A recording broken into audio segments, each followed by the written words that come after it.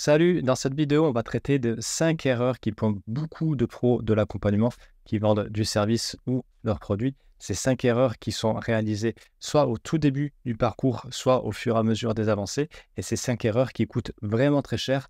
Donc, on va les traiter, on va voir pourquoi c'est une erreur, on va voir quoi faire à la place et on va développer un peu de ces points. Donc, sans plus attendre, c'est parti.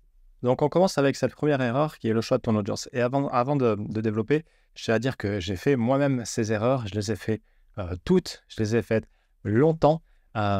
Beaucoup de mes clients les rencontrent. Beaucoup de personnes avec qui j'échange les rencontrent. Donc, je pense que tu vas t'y retrouver là-dedans. Donc, reste attentif à ça et vraiment prends des notes parce que derrière, ça peut paraître évident, déjà vu, mais la clé, la différence entre ceux et celles qui ont une activité qui tourne bien et ceux et celles qui galèrent, ça se joue à 90% sur ces 5 points. Ok. Donc, tout d'abord, c'est le choix de ton audience. Peut-être que toi, tu as déjà bataillé. L'erreur courante, c'est de passer trop de temps sur les détails de ton client idéal. Je le sais, je l'ai fait aussi. J'ai écrit des articles sur le client idéal. J'ai lu des articles et des vidéos sur ce fameux client idéal. J'ai écrit des pages et des pages et des pages, les films, etc. etc. Bien sûr que c'est capital, mais ce n'est pas forcément pertinent et c'est surtout une perte de temps de savoir s'il a les yeux bleus ou s'il a 2 gamins. Sauf si, bien sûr, c'est en lien avec la problématique et le problème et on va en parler lors des autres points. Ce que tu veux faire à la place, c'est penser en termes d'audience. Et une audience, on peut la définir comme telle, c'est un ensemble de personnes qui partagent la même problématique et ou la même envie de façon spécifique. Je vais te donner des exemples de personnes avec qui j'ai travaillé. C'est par exemple la coach thérapeute qui s'adresse aux femmes souffrant de TCA, de tout trouble compulsif alimentaire, qui les aide à sortir des TCA. Ça, voilà, l'audience, elle est assez simple. Ce sont des femmes qui souffrent de TCA. Ok. Donc, qu'elle s'appelle Marie, Janine ou Mélissa, on s'en fout, tu vois. Et qu'elle ait 30 ans, 20 ans, 50 ans, qu'elle ait des gamins, qu'elle soit en couple, qu'elle vive en région parisienne, on s'en fout. Là, ce qui va être important, c'est à parler de problématiques spécifiques. Je vais te donner un autre exemple. Une personne que j'avais suivie, elle avait une solution qui s'adressait aux femmes, encore une fois, aux femmes commerçantes qui géraient des boutiques physiques et de beauté. Donc, ça peut être esthéticienne, coiffure, etc. Là, c'est à la fois suffisamment spécifique parce que ce sont des chefs d'entreprise commerçantes en dur qui ont la problématique de management, garder le staff, développer son activité, augmenter sa marge. Donc, c'est suffisamment spécifique, mais c'est à la fois très large parce que ça, il y en a des milliers en France dans tous les patelins, ok, et dans toutes les grandes villes et dans toutes les rues commerçantes. Donc, tu vois, ça, c'est vraiment important. C'est à la fois suffisamment spécifique pour que quand tu t'adresses à ton audience, elle se dise « oui, c'est moi », et à la fois suffisamment large pour que tu ne te retrouves pas avec 3 pelés et un tondu avec personne à qui vendre ton service, tu vois. De la même façon que moi, je m'adresse spécifiquement aux pros de l'accompagnement qui vendent leurs services. Je ne m'adresse pas aux commerçants, je ne m'adresse pas aux personnes qui font du MLM parce que, 1, ça ne m'intéresse pas. 2, je ne connais pas. Et 3, je n'ai pas envie d'y aller. Donc, de façon générale, c'est à la fois spécifique et suffisamment large. Ok. Donc, tu veux vraiment, et on va y revenir plus tard, tu veux vraiment mettre le zoom ailleurs quand on parle d'audience et de client idéal. Et après, derrière, tu veux aller creuser. Mais justement, ça va être le choix, le thème de ces autres points. Deuxième point, l'offre. C'est capital. De toute façon, il te faut une audience qui soit viable, qui soit profitable, qui soit en croissance, que tu peux facilement trouver et qui soit prête à te payer. Ok. En face de cette audience, tu veux mettre une offre. Ok. Tout simplement, offre et demande. Ok. Ce que tu résous pour elle. L'offre, tu en as entendu parler 1000 fois, mais encore une fois, ici, l'idée, c'est de simplifier et se dire, OK, qu'est-ce que c'est en fait une offre? On peut parler, on peut donner beaucoup de définitions sur l'offre, mais en gros, c'est ce que tu résous pour elle. OK. L'erreur que je vois trop souvent, c'est de trop réfléchir en théorie. OK, alors c'est de mettre tout ça dans la tête et en fait, ça sort jamais. Et coucher des pages et se casser littéralement la tête. Et il y a beaucoup trop de personnes, et je l'ai fait moi aussi, qui se prennent la tête avec leur offre. Oui, alors je vais proposer ça, et puis si, et puis en fait, je vais le faire en 4 mois, puis 6 mois, et puis je vais proposer un suivi, et puis en fait, je vais proposer tel exercice, et puis en fait, non, peut-être. Et en fait, tout ça n'est pas important. Tout ça n'est pas important parce qu'il n'y a pas d'écoute, il n'y a pas de bon sens, Il n'y a pas d'empathie dans le sens, OK, de quoi tu as besoin? Et il n'y a pas de logique d'aider. Ce qui est quand même assez paradoxal parce que quand on est dans un métier d'accompagnement, c'est que naturellement, on est de nature empathique, et qu'on a envie d'aider les gens. Sauf que quand on réfléchit trop en théorie et on est trop focus sur son offre, et bien ça coince. Il y a une phrase qui dit « Ne pas tomber amoureux de son offre, tomber amoureux de ses clients ». Garde ça en tête parce que c'est vraiment important. Et avec ça en tête, qu'est-ce que tu peux faire à la place? C'est de créer ce qu'on appelle une OMB, une offre minimum viable, rapide, droite au but. Comme ça, tu passes pas... Alors bien sûr, il y a les études de marché qui sont importantes. Tu veux sonder, tu veux voir les besoins. OK, à qui je m'adresse? Qu'est-ce que moi je sais faire? Quelles sont mes compétences, mes expertises? Qu'est-ce que je peux vendre? Qu'est-ce qui est monnayable? Quel problème je peux résoudre? Qui a besoin de ça? Qui autour a besoin de ça? Donc, bien sûr que tu veux mettre ta casquette de détective, entre guillemets, de profiler et sonder le marché. Voir quels sont les besoins. Sentir, tu vois. Avec ça en tête, tu veux proposer quelque chose de rapide. Exemple qui est loin de nous, mais Airbnb, maintenant, c'est une multinationale qui fait des milliards.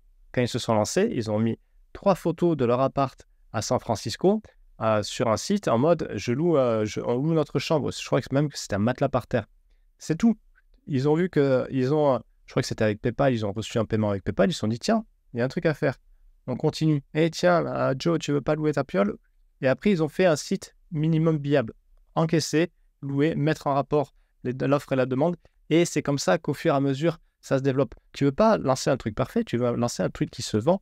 Et après, derrière, tu développes. C'est comme ça que ça se passe. Donc, concentre-toi sur ta proposition de valeur. OK, qu'est-ce que j'aide? Qu'est-ce que j'offre? OK, what's in it for me? WeFM, OK, WeFM, la radio WeFM. WeFM. Je crois que c'est ça le slogan de WeFM. Ou c'est Chéri FM, je sais pas. En tout cas, reste concentré sur la proposition de valeur. OK, what's in for me? Qu'est-ce qu'il y a pour moi? D'accord?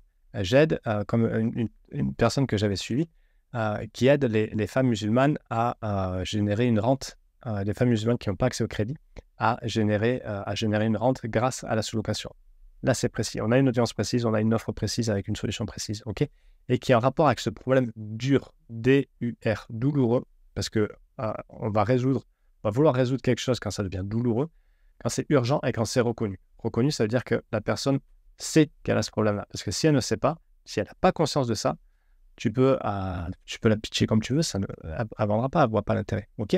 Donc vraiment, va simplement et après, derrière, tu vas pouvoir développer. Fais tes premières ventes. L'objectif, c'est de faire des ventes. Et justement, on va le voir dans un autre point. OK? Ensuite, troisième point. Donc, tu veux une audience, tu veux une offre et tu veux un message. Message, ça peut prendre...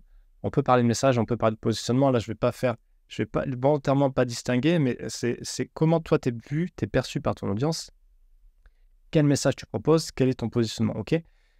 Une des erreurs, je l'ai faite trop souvent, c'est de vouloir plaire à tout le monde. C'est de vouloir vendre à tout le monde et c'est de vouloir plaire à tout le monde, OK?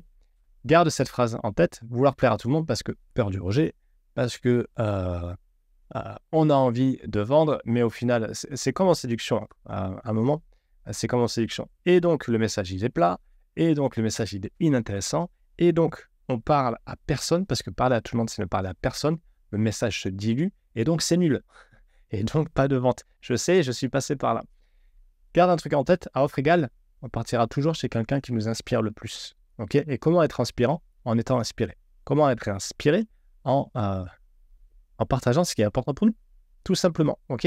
Donc, des fois, on se complique la vie, puis on fait tout le tour du cercle pour revenir au point de départ en se disant « Putain, mais en fait, c'était juste ça. » OK? Juste ça avec toutes les croyances qu'il y a à débloquer, à transformer, tous les blocages qu'il peut y avoir. OK? Donc, c'est un vrai chemin personnel, ça, surtout au niveau du message, au niveau de qu'est-ce que j'assume, qu'est-ce que je suis prêt à partager. Ça ne veut pas dire de partager ta vie, OK? Ça, bien sûr, tu n'es pas obligé de poster torse nu ou poster le cul à l'air sur Instagram ou de partager ta vie, OK? Moi, par exemple, je ne partage jamais des photos de mes gamins. Donc, mais par contre, ça veut dire dis ta vérité. Partage ta vérité à l'instant T avec qui tu es, OK? Si tu es à l'étape 3 et que tu vois des mecs qui sont à l'étape 50, tu t'en fous en fait. Moi, quand j'ai commencé, j'ai fait mes premières ventes, j'étais bien loin d'être aussi bon que maintenant. Pourtant, j'ai fait mes premières ventes. Pourtant, j'ai aidé des premières personnes. OK? Donc, là où tu en es, tu peux mécaniquement c'est sur aider d'autres personnes.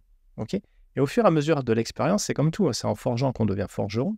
Les proverbes sont toujours très parlants, que tu vas devenir meilleur, que tu vas continuer à te former, que tu vas faire entrer de l'argent, donc tu vas pouvoir te former, donc tu vas pouvoir développer, donc tu vas pouvoir être plus à l'aise aussi et confirmer que ça fonctionne. Donc partage ta vérité.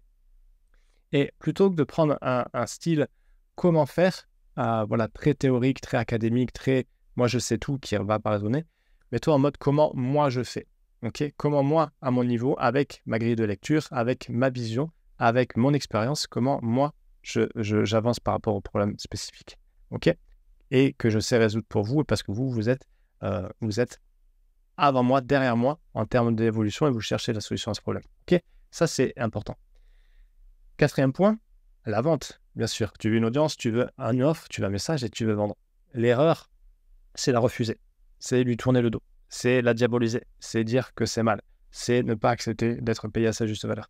Encore une fois, on ne va pas entrer dans les détails des croyances qu'il y a, forcément, c'est toujours sous-jacent et c'est toujours à la source, mais ne jamais aborder cette thématique de vente, c'est te condamner.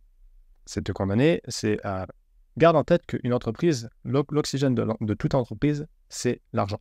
Ok, cash is king, le cash est roi, c'est-à-dire que une entreprise est créée pour créer de la valeur et donc, en conséquence, créer de l'argent. Ok, sinon, il y a des assos et c'est très bien aussi. Mais si tu n'acceptes pas de te vendre, c'est marrant parce que je vois souvent des personnes qui me disent putain, moi j'étais commercial pendant 20 ans, j'étais une machine, je vendais de la glace aux Esquimaux. Maintenant que je suis à mon compte, je peux pas. Et ça se travaille. Ça se travaille parce que ça se transforme, ces croyances-là. Et je sais, moi, quand j'ai commencé, putain, la vente, c'était compliqué. C'était compliqué, je n'osais pas y aller, etc. Donc, rien n'est définitif. Tout évolue. Et tout peut évoluer dans le bon sens. Donc vraiment, par contre, mets le focus sur la vente. Tu veux vendre parce que tu veux vendre, tu as une offre minimum viable, tu veux la vendre, ok, pour valider ton concept, pour faire entrer un peu d'argent, pour montrer que ça fonctionne et pour nourrir ton projet, tout simplement, ok.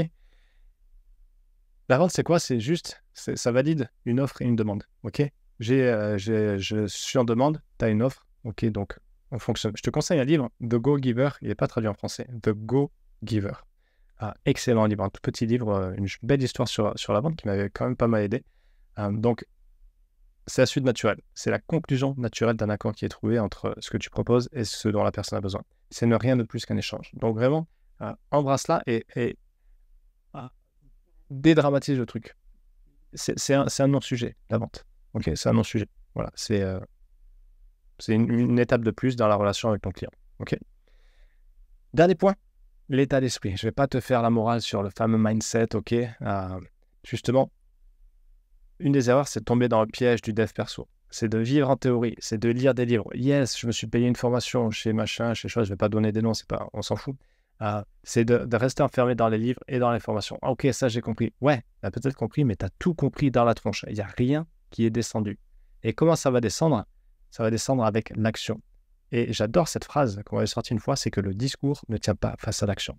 Le discours ne tient pas face à l'action. C'est-à-dire que tu peux avoir des croyances, tu peux raconter ce que tu veux. Avant, quand tu poses une action, elle peut être minime, elle peut être toute petite. Boum, action, réaction, tu as toujours un résultat. Et le résultat va t'ouvrir à une nouvelle vérité, va t'ouvrir à une nouvelle réalité. Et ton discours ne peut pas tenir. Donc vraiment, mets du mouvement, mets de l'audace, mets de la vie dans ton activité. Vas-y. Si vraiment je vais conclure avec ça, c'est action. Pas en te cramant, mais action. Mouvement. La vie, c'est le mouvement. Ok, le mouvement, c'est la vie. Et arrête avec ce dev perso qui va pas t'aider parce que en fait, c'est de la fuite. C'est de la fuite de continuer à te former, de continuer à te former alors que tu n'as pas de clients, j'entends. De rester enfermé dans des livres sans pratiquer. La vie, c'est pas ça. Les livres, c'est chouette. J'ai toujours un livre sous la main. Par contre, déjà, je lis plus de livres de dev perso. Ça m'intéresse plus. Mais les livres, c'est chouette. Mais ce qui va te nourrir, c'est le contact, c'est la vie, c'est le mouvement, c'est ton activité. C'est en fait de nourrir ton projet. Ok. Et oublie pas que ton activité, c'est juste un moyen pour aller vers ce qui est important pour toi. Il y a d'autres moyens. Si ton activité, c'est le moyen qui te plaît le plus, mets le focus dessus, mets l'intention, mets l'attention et respecte évite ces 5 erreurs au mieux que tu peux et ça va dérouler beaucoup plus facilement. Ok, je te laisse avec ça. Sous la vidéo, tu as une formation ultra complète de 3 heures, 5 parties qui reprennent tous ces points et bien plus encore. On va vraiment en profondeur. Donc, inscris-toi. Ça va te donner énormément d'infos, de ressources, de mise en application parce qu'il y a une ressource qui va avec des exercices bien précis à réaliser. Donc, tu ne veux pas rater ça. Inscris-toi sous la vidéo. J'espère que ça t'a parlé. Mets-moi un commentaire. Abonne-toi. Voilà, les call to action, je les ai tous mis en avant. Et merci pour ça. Et je te dis à bientôt. Salut.